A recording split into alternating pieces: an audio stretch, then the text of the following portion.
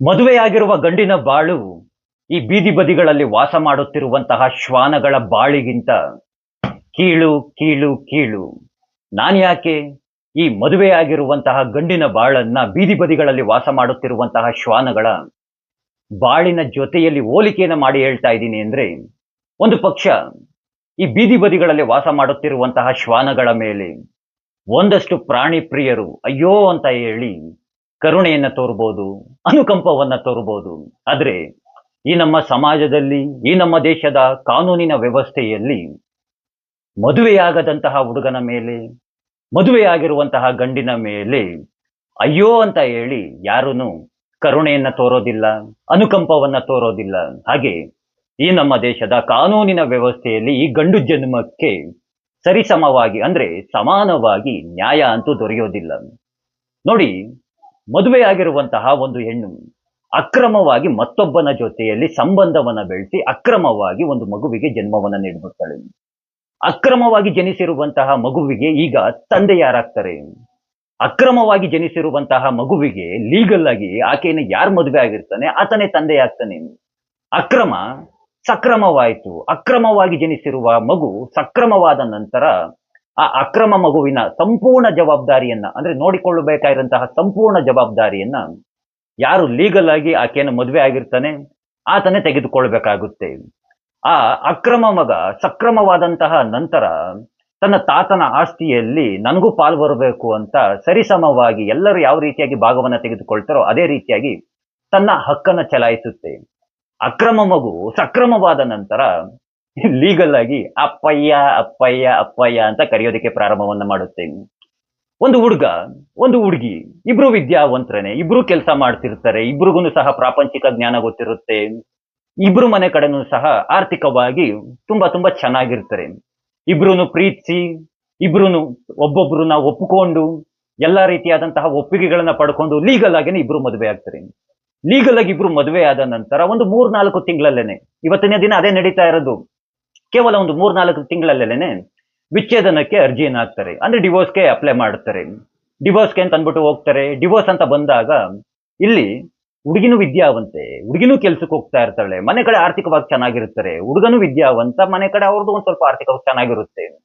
ಈ ಡಿವೋರ್ಸ್ ಅಂತ ವಿಚಾರ ಬಂದಾಗ ಜೀವನಾಂಶ ಅಂತ ಏನು ಅದು ಹೇಳ್ತಾರಲ್ಲ, ಪರಿಹಾರ ಅಂತ ಅಂದ್ಬಿಟ್ಟು ಜೀವನ ಮಾಡೋದಕ್ಕೆ ಹೆಣ್ಣಿಗೆ ಗಂಡೆ ಯಾಕೆ ಕೊಡ್ಬೇಕು, ಯಾಕೆ ಕೊಡ್ಬೇಕು ಅಂತ ಹೇಳ್ತಾರೆ.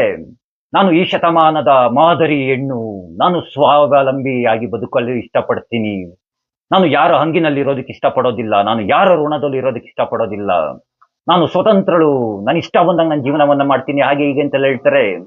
ಈಗಲೇ ಹೇಳುವಂತವ್ರು ಗಂಡಿನ ಹಣಕ್ಕೆ ಯಾಕೆ ಆಸೆಯನ್ನ ಪಡ್ತಾರೆ? ಓ, ಎಷ್ಟು ಸಿಗುತ್ತೆ ಅಷ್ಟು ಕೆರ್ಕೊಂಡ್ಬಿಟ್ಟು ಆರಾಮಾಗಿ ನಂತರ ಜೀವನವನ್ನ ಮಾಡೋಣ ಅಂತನ. ಇವತ್ತಿನ ದಿನ ಅದೇ ನಡೀತಾ ಇರೋದು. ಇವತ್ತೊಂದು ರೀತಿ ದಂಧೆ ದಂಧೆ ಆಗ್ಬಿಟ್ಟಿದೆ. ಬನ್ನಿ ತೋರಿಸ್ತೀನಿ. ಒಂದಲ್ಲ ಎರಡಲ್ಲ 7 ಮದುವೆ ಆಗಿದ್ದಾಳೆ ಒಬ್ಳು ಪುಣ್ಯಾದ್ಗೀತಿ. 7 ಜನಕ್ಕೂ ಸರಿಯಾಗಿ ಇಟ್ಟಿರೋದು. ಮದುವೆ ಆಗೋದು, ಡಿವೋರ್ಸ್ಗೆ ಅಪ್ಲೈ ಮಾಡೋದು, ಕೋರ್ಟು ಕಚೇರಿ ಅಂತ ಯಾರು ಅಲಿತಾರೆ? ಯಾರೋ ಒಂದ್ 3-4 ಜನನ ಕೂರ್ಸೋದು, ಎಷ್ಟು ಸಿಗುತ್ತೆ ಅಷ್ಟೊಂದು ಕಿತ್ಕೊಳ್ಳೋದು. ಯಾರು ಬಿಗ್ಗಿಯಾಗಿರೋ ಕೂಡ ಆದ್ರೆ ಕೋಟಿಗಟ್ಲೆ ಕೀಳೋದು. ಸಾಮಾನ್ಯವಾಗಿ ಯಾರು ಸಿಗ್ತಾ ಅಂದ್ರೆ ಒಂದ್ ಮನೆ ಮಠ ಎಲ್ಲ ಮಾರಿಸ್ಬಿಟ್ಟು ಲಕ್ಷಗಳಲ್ಲಿ ಕಿತ್ಕೊಳ್ಳೋದು. ದಂಧೆ ದಂಧೆ ಮಾಡ್ಕೊಂಡ್ಬಿಟ್ಟಿದ್ದಾರೆ. ಇವತ್ತಿನ ದಿನ ಮದುವೆಗಳು ಅಂದ್ರೆ ಹೇಗಾಗಿದೆ ಅಂದ್ರೆ ಅಸಹ್ಯಗಳಾಗ್ಬಿಟ್ಟಿದೆ. ಮದುವೆ ಆಗಿ 3 ತಿಂಗಳಿಗೆ ಮಾನಸಿಕವಾಗಿ ಹಿಂಸೆಗಳನ್ನು ಕೊಡೋದಕ್ಕೆ ಪ್ರಾರಂಭವನ್ನ ಮಾಡ್ತಾರೆ. ನನ್ನ ಬಳಿ NCB ರಿಪೋರ್ಟ್ ಇದೆ, ಇಲ್ಲೇ ಇದೆ, NCB ರಿಪೋರ್ಟ್ ಇದೆ. 100 ಜನರಲ್ಲಿ 10 ಜನ ಗಂಡಸರು ಆತ್ಮಹತ್ಯೆಯನ್ನು ಮಾಡ್ಕೊಂಡ್ರೆ ಅದೇ 100 ಜನರಲ್ಲಿ ಕೇವಲ ಇಬ್ರು ಆತ್ಮಹತ್ಯೆಯನ್ನ ಮಾಡ್ಕೊಳ್ತಾರೆ. ಕುಟುಂಬ ಸಮಸ್ಯೆಗಳು, ಮಾನಸಿಕ ಹಿಂಸೆ, ಚಿತ್ರ ಹಿಂಸೆ, ಪ್ರತಿದಿನ ನರಕವನ್ನ ತೋರಿಸೋದು ಗಂಡಸರ ಮೇಲೆ, ಮಾನಸಿಕವಾಗಿ ಒತ್ತಡವನ್ನ ಹಾಕೋದು, ಕಾನೂನನ್ನ ದುರುಪಯೋಗವನ್ನ ಮಾಡ್ಕೊಳ್ಳೋದು, ಕಾಟ ನೀಡೋದು. ಏನ್ ಹೇಳಿ, 10:2. 10 ಜನ ಗಂಡು ಮಕ್ಳು ಸತ್ತು ಹೋಗ್ಬಿಟ್ರೆ, ನೆಗೆದು ಬಿದ್ದು ಹೋಗ್ಬಿಟ್ರೆ, ಇಬ್ರು ಹೆಣ್ಮಕ್ಳು ನೆಗೆದು ಬಿದ್ದೋಗಿರ್ತವೆ. ಅಂದ್ರೆ ಸೂಸೈಡ್ ಮಾಡ್ಕೊಂಡು ಸತ್ತೋಗಿರ್ತಾರೆ. ಇಂತಹ ವಿಷಯಗಳ ಬಗ್ಗೆ ಯಾರನ್ನು ತಲೆ ಕೆಡಿಸ್ಕೊಳ್ಳೋದಿಲ್ಲ. ಯಾಕೆ ಈ ರೀತಿಯಾಗಿ, ಯಾರಿಗೆ ಈ ರೀತಿಯಾಗಿ ದಬ್ಬಾಳಿಕೆ ಅಂತ ಅಂದ್ಬಿಟ್ಟು? ಮನೆಯಲ್ಲಿ ಒಂದು ಹೆಣ್ಮಗು ಹುಟ್ಟಿದ್ರೆ ಆ ಹೆಣ್ಮಗುಗೆ ತಂದೆ ತಾಯಂದ್ರು ವಿದ್ಯೆಯನ್ನ ಕೊಡಿಸ್ತಾರೆ, ಆ ಹುಡುಗಿಗೆ ಓದಿಸ್ತಾರೆ. ಹೆಣ್ಮಗುವಿಗೆ ಸಾಲನೋ ಸೋಲನೋ ಮಾಡಿ, ಮನೆ ಮಠನೋ ಮಾಡಿ, ಅಥವಾ ಅಡ ಇಟ್ಟು, ಅಥವಾ ಎಲ್ಲ ಒಂದು ಲೋನ್ ತೆಗೆದುಕೊಂಡು ಆ ಹೆಣ್ಮಗುವಿಗೆ ಅದ್ದೂರಿಯಾಗಿ ಮದುವೆಯನ್ನು ಮಾಡಿ ಕಳಿಸ್ತಾರೆ. ಸಾಲ ಎಲ್ಲ ಮಾಡಿ ಎಲ್ಲ ಮಾಡ್ಕೊಂಡು ಅದ್ದೂರಿಯಾಗಿ ಮದುವೆ ಮಾಡಿ ಕಳ್ಸಿದ್ರು ತಿರ್ಗಾ ಆ ಹೆಣ್ಮಕ್ಳು ಮತ್ತೆ ವಾಪಸ್ ಓಡ್ ಬರ್ತವೆ. ನನ್ನ ಅಪ್ಪ ಅಮ್ಮನ ಆಸ್ತಿಯಲ್ಲಿ ನನಗೂ ಸಮಪಾಲ್ ಬೇಕು ಅಂತ. ಮಾಡಿರುವಂತಹ ಸಾಲವನ್ನ ತೀರ್ಸೋದಕ್ಕೆ ಮನೆಯಲ್ಲಿರುವಂತಹ ಗಂಡು ಮಗ ಬೇಕು. ಆ ಆಸ್ತಿಯಲ್ಲಿ ಸಮಭಾಗ ತೆಗೆದುಕೊಳ್ಳೋದಕ್ಕೆ ಮಾತ್ರ ಮದುವೆಯಾಗಿ ಹೋಗಿರುವಂತಹ ಹೆಣ್ಮಕ್ಳು ಬರಬೇಕು. ಇದು ಯಾವುದ್ರಿ ಇದು? ಇನ್ನೊಂದು ವಿಪರ್ಯಾಸವನ್ನ ಹೇಳ್ತೀನಿ ಕೇಳಿ. ಇನ್ನೊಂದು ಕೇಸ್ನ ರೀಡ್ ಮಾಡ್ತಾ ಇದ್ದೆ. ಮಗನಿಗೆ ಆಸ್ತಿಯನ್ನ ಕೊಟ್ಬಿಟ್ಟಿದ್ದಾರೆ. ಆ ಮಗ ನೋಡ್ಕೊಳ್ತಾ ಇಲ್ವಂತೆ. ಮಗ ನೋಡ್ಕೊಳ್ತಾ ಇಲ್ಲ ಅಂತ ಅಂದ್ಬಿಟ್ಟು ತಂದೆ ತಾಯಿ ಕೇಸ್ ಹಾಕ್ಬಿಟ್ಟು ಆ ಆಸ್ತಿಯನ್ನ ವಾಪಸ್ ತೆಗೆದುಕೊಂಡಿದ್ದಾರೆ. ಅಂದ್ರೆ ಮಗನಿಗೆ ಕೊಟ್ಟಿರುವಂತಹ ಆಸ್ತಿಯನ್ನ ವಾಪಸ್ ತೆಗೆದುಕೊಳ್ತಾರೆ. ಅದೇ ಮಗಳಿಗೆ ಕೊಟ್ಟಿರುವಂತಹ ಆಸ್ತಿಯನ್ನ ಖಂಡಿತವಾಗಿಯೂ ವಾಪಸ್ ತೆಗೆದುಕೊಳ್ಳೋದಿಲ್ಲ. ತಂದೆ ತಾಯಿಯಂದಿರಿಗೆ ವಯಸ್ಸಾದ ನಂತರ ಆ ತಂದೆ ತಾಯಿಯನ್ನ, ಅಂದ್ರೆ ವಯಸ್ಸಾಗಿರುವಂತಹ ತಂದೆ ತಾಯಿಯನ್ನ ನೋಡಿಕೊಳ್ಳುವಂತಹ ಜವಾಬ್ದಾರಿ ಮನೆಯಲ್ಲಿರುವಂತಹ ಗಂಡು ಮಗನ. ಅದೇ ವಯಸ್ಸಾಗಿರುವಂತಹ ತಂದೆ ತಾಯಿಯನ್ನ ನೋಡಿಕೊಳ್ಳುವಂತಹ ಜವಾಬ್ದಾರಿಯನ್ನ ಎಷ್ಟು ಜನ ಹೆಣ್ಮಕ್ಳು ಹೊತ್ಕೊಳ್ತಾರೆ? ತನ್ನ ಗಂಡನ ಜೊತೆ ಇರ್ತಾರೆ, ತನ್ನ ಮಕ್ಕಳ ಜೊತೆ ಇರ್ತಾರೆ, ಅಲ್ಲಿ ಕರ್ಕೊಂಡು ಹೋಗ್ಬಿಟ್ಟು ನೋಡ್ಕೋತಾರ? ಅದು ಎಷ್ಟು ಜನ ನೋಡ್ಕೊಳ್ತಾ ಇದ್ದಾರೆ ಹೇಳಿ ನೋಡೋಣ. ಬೇಕಾದ್ರೆ ನಾನೊಂದು ಸ್ತ್ರೀ ವಿರೋಧಿ ಅಂತಾನೆ ಕರೆದು ಬಿಡಿ ನೀವುಗಳು, ನಾನೇನು ಅದರಲ್ಲಿ ಬೇಜಾರು ಮಾಡ್ಕೊಳ್ಳೋದಿಲ್ಲ. ನಾನು ಇವೆಲ್ಲ ಪ್ರಾಕ್ಟಿಕಲ್ ಆಗಿ ಹೇಳ್ತಾ ಇರೋದು. ನನ್ನ ಹತ್ರ ಡಾಟಾಗಳಿದೆ, ಎಲ್ಲೆಲ್ಲಿ ಏನೇನಾಗುತ್ತೆ, ಎಷ್ಟೆಷ್ಟು ಇದೆ ಅಂತ ಅಂದ್ಬಿಟ್ಟು. ಇದರ ಆಧಾರದ ಮೇಲೆ ನಾನು ಹೇಳ್ತಾ ಇರೋದು.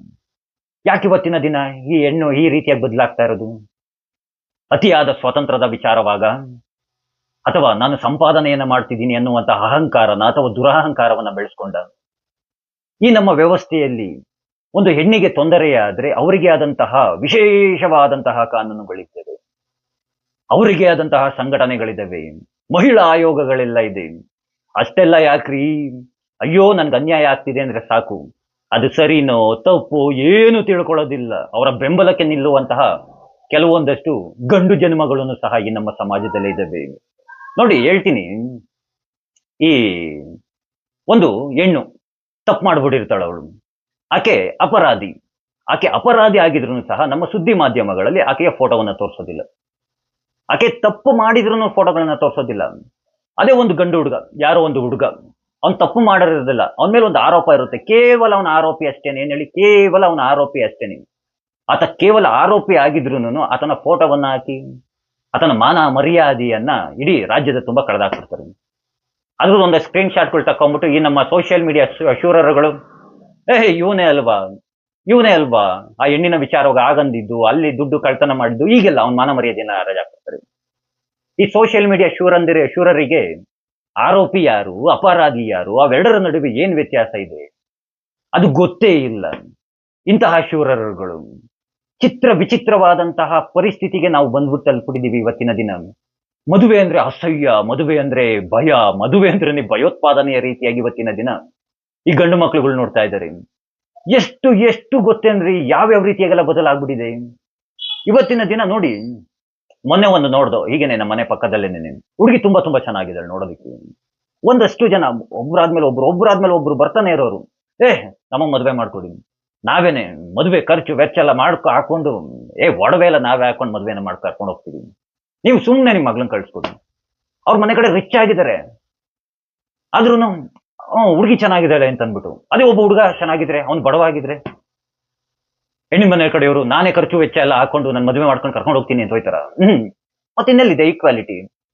ಇವುಗಳನ್ನೆಲ್ಲ ಸಿನಿಮಾಗಳಲ್ಲಿ ನೋಡ್ಬೋದು ಅಷ್ಟೇನೆ, ನಾವು ಇನ್ನೆಲ್ಲೂ ನೋಡೋದಕ್ಕಾಗೋದಿಲ್ಲ. ನಾನು ಯಾಕೆ ಈ ವಿಷಯವನ್ನ ಇವತ್ತು ನಿಮಗೆ ಹೇಳ್ತಾ ಇದ್ದೀನಿ ಅಂದ್ರೆ, ಇಂತಹ ವಿಷಯಗಳ ಬಗ್ಗೆ ನಾನು ಮಾತನಾಡೋಕೆ ಹೋಗೋದಿಲ್ಲ. ಇವತ್ತು ನನ್ನದೇ ಆದಂತಹ ಒಂದು ವೈಯಕ್ತಿಕ ವಿಚಾರಕ್ಕಾಗಿ ಪೊಲೀಸ್ ಸ್ಟೇಷನ್ ಬಳಿ ಹೋಗಿದ್ದೆ. ಪೊಲೀಸ್ ಸ್ಟೇಷನ್ ಬಳಿ ಹೋದಾಗ ಮೇಲ್ಗಡೆ SP ಆಫೀಸ್ ಹತ್ರ ಹೋಗ್ಬಿಟ್ಟು ಕೆಳಗಡೆ ಬಂದೆ. ನೋಡ್ತೀನಿ ಎಲ್ಲ ಗಂಡ ಹೆಂಡ್ತಿದಿರು ಜಗಳನೆ, ವಿಚಿತ್ರವಾಗಿ ಮಾತನಾಡ್ತಾರೆ, ಬಾಯಿಗೆ ಬಂದಾಗೆಲ್ಲ ಕೂಗಾಡ್ತಾರೆ. ಪಾಪ ಪೊಲೀಸ್ PC-ಗಳನ್ನ ಹುಚ್ಚರನ್ನಾಗಿ ಮಾಡ್ಬಿಡ್ತಾರೆ. ನಾನು ಕೇಳ್ದೆ, ಏನಿದು, ಏನು ಇಷ್ಟೊಂದು ಜನ ಇದಾರಲ್ಲ ಅಂತ ಅಂದ್ಬಿಟ್ಟು. ಅಯ್ಯೋ ಇದೇನು ಇವತ್ತಲ್ಲ, ಪ್ರತಿದಿನ ಈ ತರದ 20 ಕೇಸ್ಗಳು ಬರ್ತದೆ. ಎಲ್ಲ ಗಂಡ ಹೆಂಡ್ತಿದಿರು ಜಗಳ. ಒಬ್ಬೊಬ್ರ ಹತ್ರ ಅವ್ರಿಗೆ ನ್ಯಾಯ ಪಂಚಾಯಿತಿ ಮಾಡಿ ಕಳಿಸೋಷ್ಟಕ್ಕೆ 2 ರಿಂದ 3 ಗಂಟೆ ಬೇಕು. ತಲೆ ಹುಚ್ಚಿಡಿದು ಬಿಡ್ತದೆ.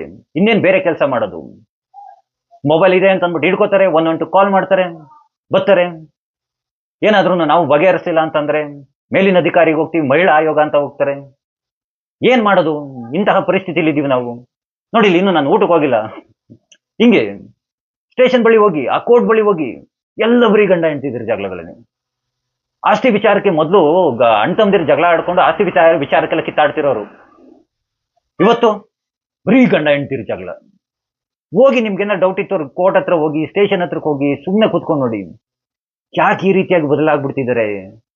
ಆ ನ್ಯೂಸ್ ಚಾನೆಲ್ಗಳು ಹಾಕಿ ಬರೀ ಎಂತೆಂತ ಬರ್ತವೆ ಅಂತಂದ್ರೆ, ಇನ್ಶೂರೆನ್ಸ್ ಹಣಕ್ಕಾಗಿ ಮಾಜಿ ಪ್ರಿಯಕರನ ಜೊತೆಯಲ್ಲಿ ಸೇರ್ಕೊಂಡು ಮಾಜಿ ಸೈನಿಕನಾದಂತಹ ತನ್ನ ಗಂಡನನ್ನೇ ಹತ್ಯೆ ಮಾಡಿದ ಪತ್ನಿ, ಹಣಕ್ಕಾಗಿ ತನ್ನ ಮನೆಯವರನ್ನೇ ಕೊಂದು ಹಾಕಿದ ಮಹಿಳೆ, ಹಣಕ್ಕಾಗಿ ಮಾವನ ಜೊತೆಯಲ್ಲಿ ಓಡಿ ಹೋದ ಸೊಸೆ, ಬರೀ ಇಂಥವೇನೆ.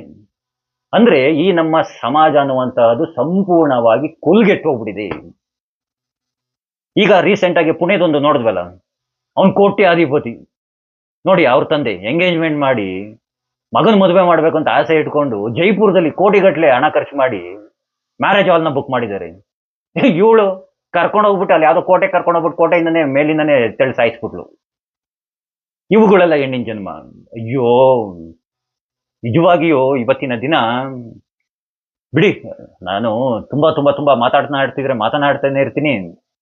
ಮದುವೆ ಆಗಿರೋಂಥವ್ರು, ಹಾಗೆ ಮದುವೆ ಆಗದೆ ಇರೋಂಥವ್ರು, ನಿಮ್ಮ ನಿಮ್ಮ ಅಭಿಪ್ರಾಯಗಳನ್ನ ತಪ್ಪದೆ ಕಾಮೆಂಟ್ ಮಾಡಿ ತಿಳಿಸಿ.